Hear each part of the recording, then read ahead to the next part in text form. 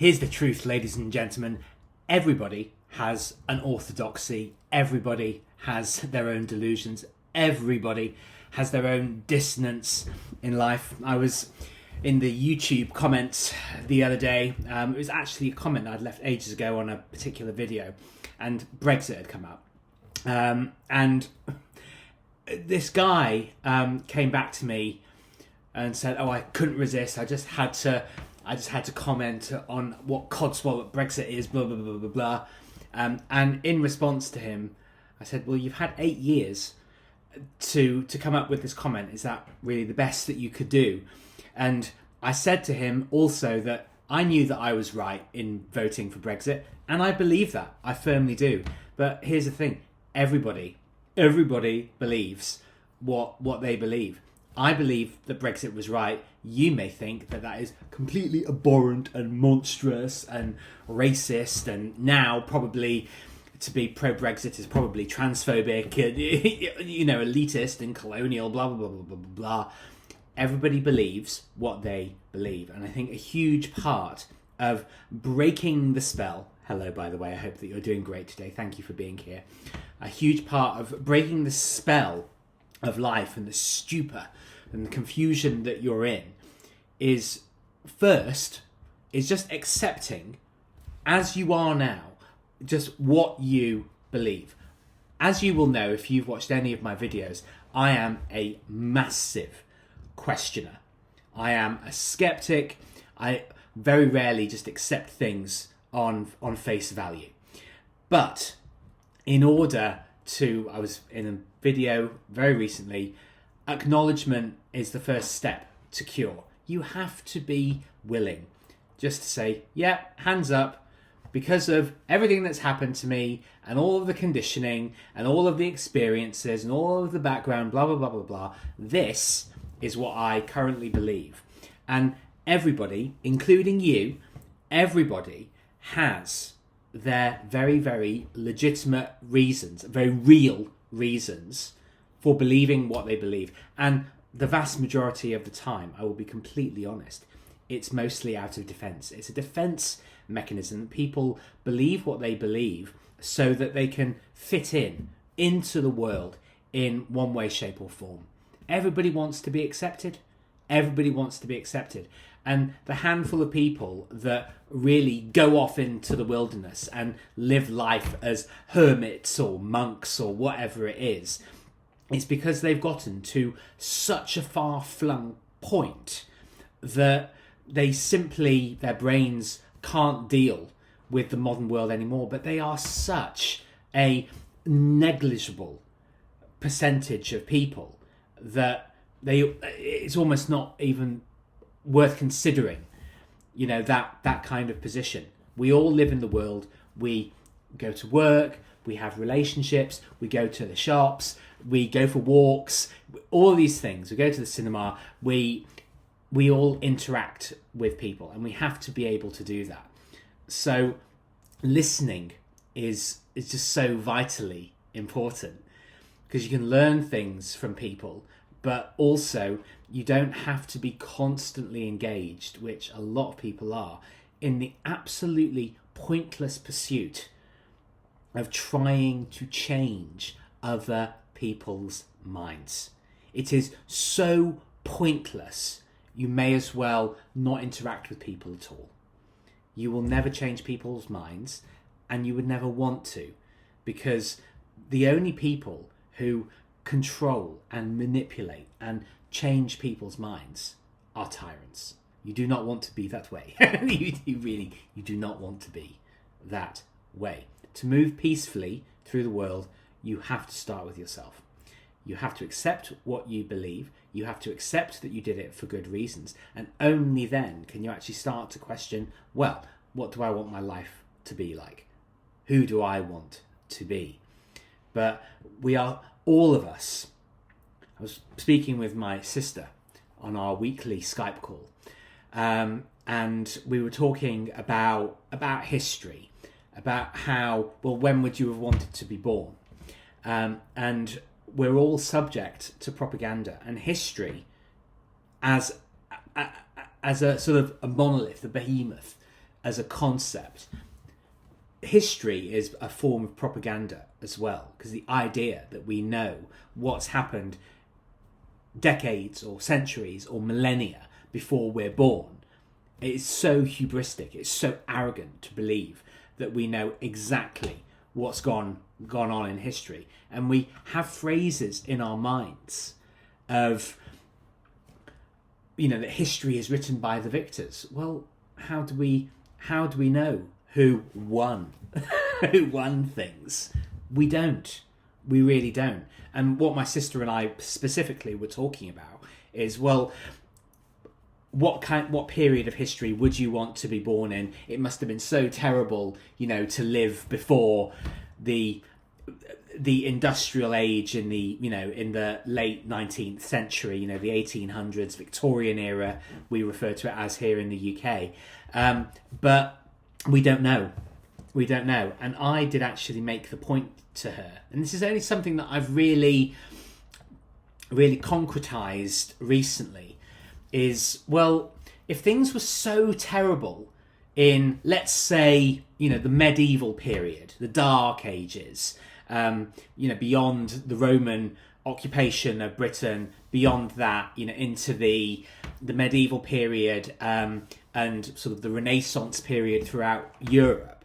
Well, if things were so terrible, why were people repeatedly, and people say, oh, because they didn't have birth control, but why were people repeatedly having multiple children, often double figures, and even triple figure amounts of children? If things were so terrible, why were they reproducing? Why were they going on? And there's so much breaking the spell to do, because I actually believe that basically everything that we've been told is just a lie to manipulate you. It sounds really pessimistic, but I think it is. Powers that be, who have been in control, let's say for centuries or millennia or whatever, however long, there are a tiny group of people that want you to believe a particular narrative or a particular view of history, so that they can corral the whole population into behaving in a particular way. Bankers, politicians, monarchs, all of these people, they want to push people into digital ID. They want to make you believe that you can take some hormones and chop your cock off and then suddenly you're a woman. They want you to believe things. They want to corral you. A lot of it is distraction, a lot of it is manipulation, a lot of it is sort of crowd control. Look at sports, all of these things. Everybody is under some kind of spell, whether you're religious or atheist. We all have this religious instinct. It's why I said at the beginning of this video that we all have this compulsion, this acuity, to this to take the position, a religious position. Everybody has an orthodoxy. We're all compelled into believing a particular worldview and acting that out. It's all very, very religious. And all of the ultra-atheistic, left-wingy types now behave religiously. You are excommunicated if you don't believe this prescribed set of beliefs. And you have priests and priestesses of the movements, Hollywood lecturing us about sexual perversion. I mean, all of it is because people are under a spell. They have been so manipulated and propagandized into these positions that are completely nonsensical in the real world, but they're very useful weapons to use against people to get people to behave in a particular way. So that they'll just shut up and just accept it. It's completely anti-scientific and it's anti-biology, it's anti-chemistry, blah, blah, all of this, anti-physics. But you'll believe it or you're a bad person. We're all subject to it. We're all subject to that kind of... We want to have all of the answers, Which is why I say it's really important to start with yourself. Figure out yourself first.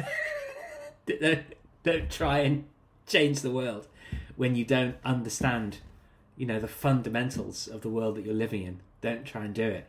It's arrogant and it's dangerous.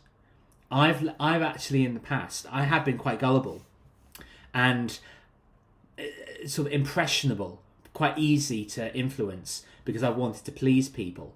I've led myself down paths of behaviour that, when I think about them now, actually really dangerous, really irresponsible. I don't have any regrets about doing any of it. I don't believe I've made mistakes. I wouldn't change any of it because I had to go through those things to learn the lessons. And it sounds like a brutal way of living, but I enjoy it, because one thing I have done that I will pride myself on, I'll take credit for, is that no matter what I've done, I've always thrown myself into it fully. I haven't done it half-heartedly, ever. And I'm pleased about that, I wouldn't want to live life in a half-hearted way. And again, you may think that's immoral. You may think that is an arrogant attitude in itself. But I've lived actually very fully, and I've committed to things, And I think the greatest commitment you can make is to yourself, to be the best version of who you are, the most peaceful, the most prosperous, the most open to learning, to reconsidering your positions on a number of subjects, maybe your entire worldview. I'm perfectly happy to change my mind. I'm perfectly happy to alter my opinions and my perspective based on evidence. I'm perfectly happy to do that. That's why I'm not regretful, because I believe that every single stage, I talked about Brexit earlier, I believe that I looked at all of the evidence, weighed it all up and thought, yeah, we don't want a supranational neo-communist organisation that's completely unaccountable, ruling over the greatest country, in my opinion, that has ever existed, England. I think, I believe that I did enough research and listened to enough people and arguments, and a lot of non-arguments, a lot of emotional blackmail, to believe that I made the right decision. I just do. And it's I pride myself that I do that with everything, But I'm not saying that I can't be manipulated. I have been. I absolutely have been. I was manipulated, allowed myself to be manipulated by my ex-boyfriend because there were things that I wanted that I got out of the relationship. Shallow things. A lot of it was about sex. But I did it.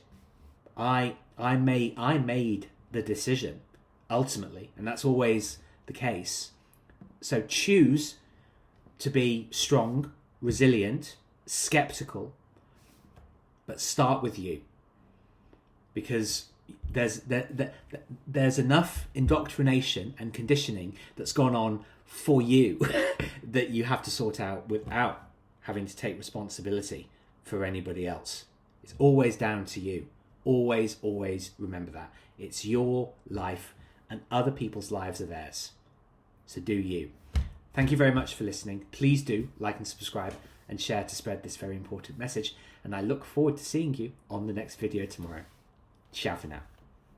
I just have to look down to find the stop button. Ciao.